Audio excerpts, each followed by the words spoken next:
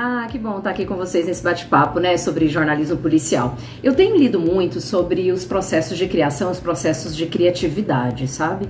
Até mesmo pela docência, em que eu tenho ministrado disciplinas, né, para o curso de jornalismo, de publicidade, em que nós falamos muito sobre criatividade, principalmente nesse mundo em que nós vivemos, né? O jornalismo, a publicidade mudaram muito com as novas mídias, com as novas tecnologias, com o advento das redes sociais, com toda essa sociedade da informação e do conhecimento.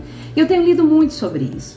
E é interessante quando eles falam assim que todo o processo criativo, a grande maioria deles, né, acontece em momentos em que nós estamos lendo livros que muitas vezes não são livros técnicos, quando nós estamos assistindo uma série, vendo um filme, ouvindo uma música, um podcast, assistindo uma entrevista.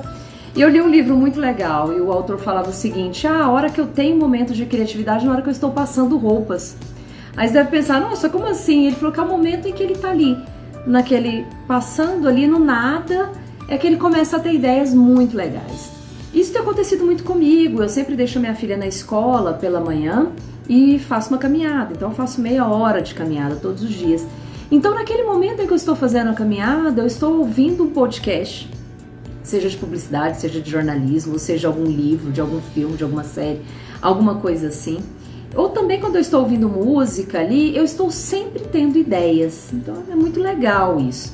E a gente precisa parar para pensar sobre isso também, porque muitas vezes a gente acha que os processos criativos, eles são apenas ali naquele ambiente hard mesmo do trabalho. Muitas vezes a gente tem ideias de processos criativos em momentos em que nós estamos tendo encontro com outras coisas, encontro com outras culturas, né? Encontro com outras manifestações de arte, de saber, de conhecimento, e isso faz com que a gente tenha sempre, né, ideias mesmo legais, interessantes.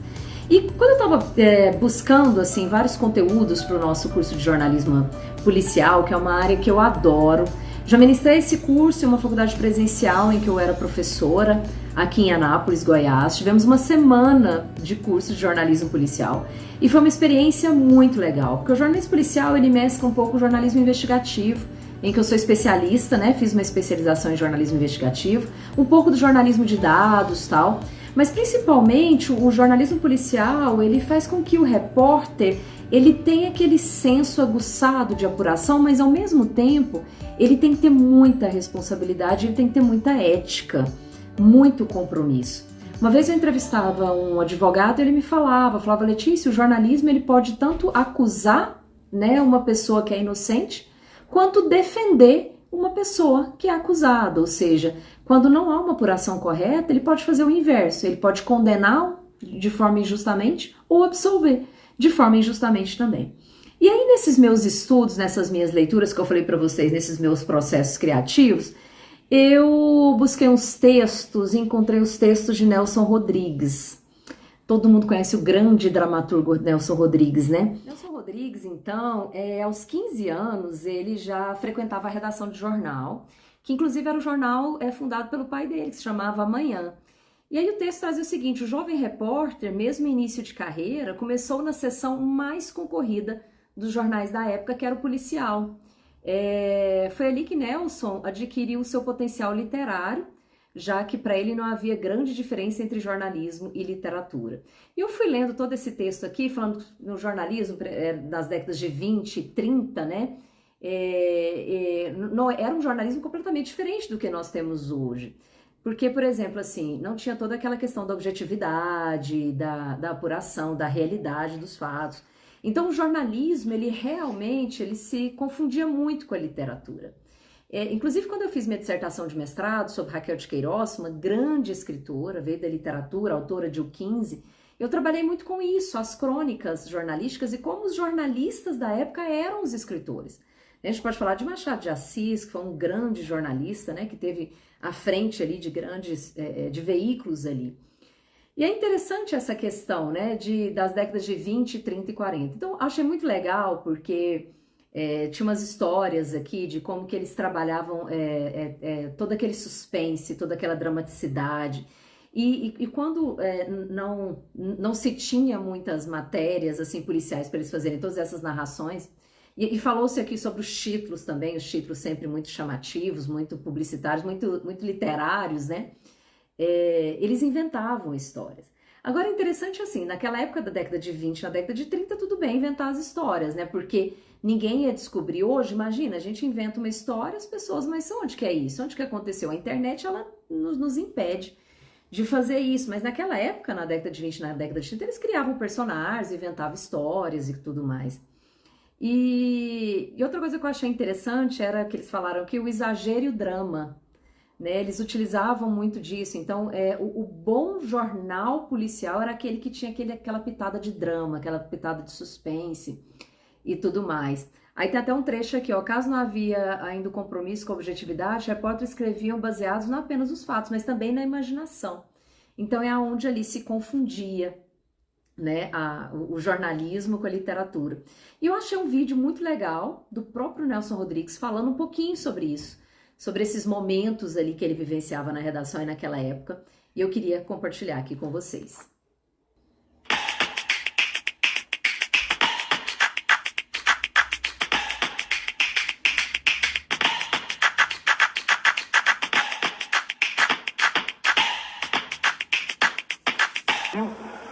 Quem é que tem o maior desprezo pelo futebol europeu? E quem aqui se deslumbrar com o futebol europeu, que vá para lá. Se não tiver dinheiro para viagem, vai a nada. O que eu teria de dizer aos jovens aos jovens de ambos os séculos, é o seguinte. Filho de Mário Rodrigues, um dos jornalistas brasileiros mais importantes do começo do século XX, Nelson Rodrigues nasceu no Recife em 1912. Aos 4 anos, foi para o Rio de Janeiro. Aos 13, começou a trabalhar como repórter policial no Jornal do Pai, A Crítica. Aos 17, assistiu em plena redação o assassinato do irmão Roberto. Pintor, escultor e um dos melhores ilustradores da época, Roberto Rodrigues era a maior promessa da família. O Nelson desceu para tomar um cafezinho. Estava no quarto degrau quando ouviu o grito e o tiro. Uma reportagem de adultério colocou na primeira página uma mulher da sociedade carioca. Revoltada, ela foi até a redação para matar o dono do jornal. Como ele não estava, atirou em Roberto. O tiro que matou Roberto, não seria exagero acrescentar que matou papai também, porque ele não se cansava de repetir: o tiro era para mim, eu é que devia morrer. E ficou naquela paixão durante 2 meses, até morrer de desgosto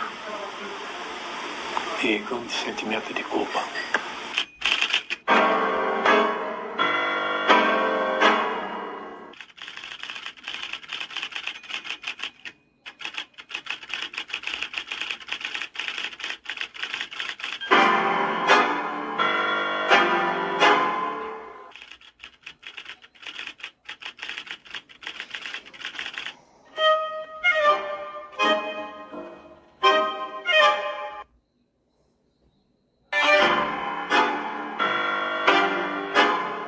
O sucesso da mulher sem pecado foi uma coisa sofrível. Agora, a explosão se deu com a vestida de noiva. Uma explosão, além de tudo que eu pudesse prever, imaginar. Mais bonito é ser assassinada por um menino, um colegial. Ele usava uniforme khaki. De dia sim. De noite não. Vestido de noiva. Então eu trouxe para vocês aí um trechinho, né, do Nelson Rodrigues, porque eu estava estudando sobre jornalismo policial, sobre a história do jornalismo policial. E aí eu vi e eu quis compartilhar aqui com vocês isso.